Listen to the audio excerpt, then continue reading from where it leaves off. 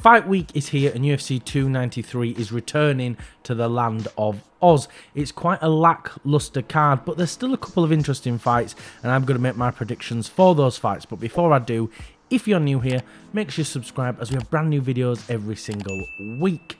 So let's take a look at what we've got. So in the main event, we have Israel Adesanya defending his middleweight belt against Sean Strickland. First things first though, why is this fight even happening? Why? Strickland has come off a win against an unranked opponent that shouldn't be putting him in title contention. But that's the issue with the middleweight division. When you have such a dominant champion who's gone through the contenders, you're forced to make fights like this. And it's also the UFC's fault. Du Plessis should have been fighting for the title after he fought Robert Whittaker and knocked him out. But it's been such a quick turnaround that Du Plessis is injured and he's just not ready to go. So now we've had to have this lackluster card. But I've witted on enough, so let's talk about my actual predictions. I think Izzy does have KO power and the striking ability to finish Strickland. But I think Izzy is more likely going to use his range and play for points. But why would you put yourself at risk when you don't need to? Especially when Strickland could catch him. Though Strickland's more likely to catch Izzy jerking it off to cartoons. No man that beats off the cartoons is gonna beat me. It's bad that the press conference is likely going to be the most entertaining part of this whole card. So let's see who else we've got. Oh yeah, we've got Tai versus Volkov in the co-main. It's always hard to predict heavyweight fights as it just takes one little dink and it's all over.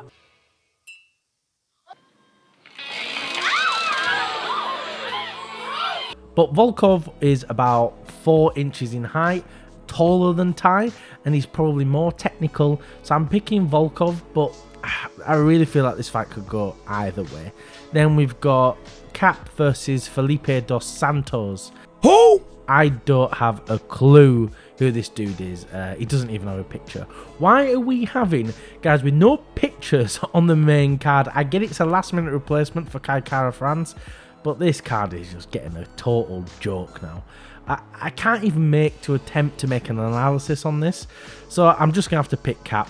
I never usually favour someone who's coming off a last minute notice fight anyway, so it won't be any different this time. So who's next? Yeah, Justin Tafa versus Austin Lane. This is a rematch that ended last time in a very nasty eye poke.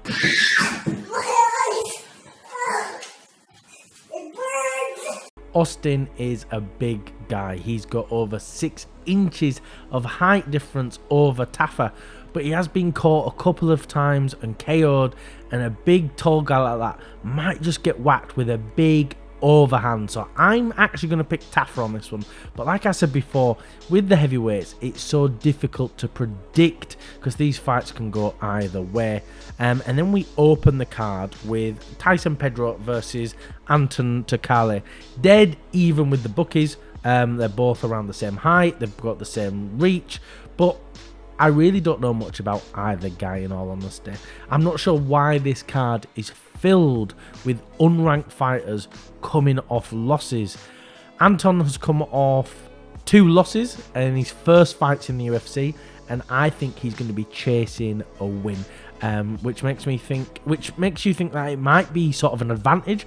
But I think when you're chasing a win, you overcommit to stuff and you make more mistakes, and I think he might just get caught. So I'm leaning on Pedro slightly on this, but who really knows and who really cares? This is such a disappointing card, but if you are going to be tuning in, we will be live streaming on Saturday, so make sure you pop in and say hello.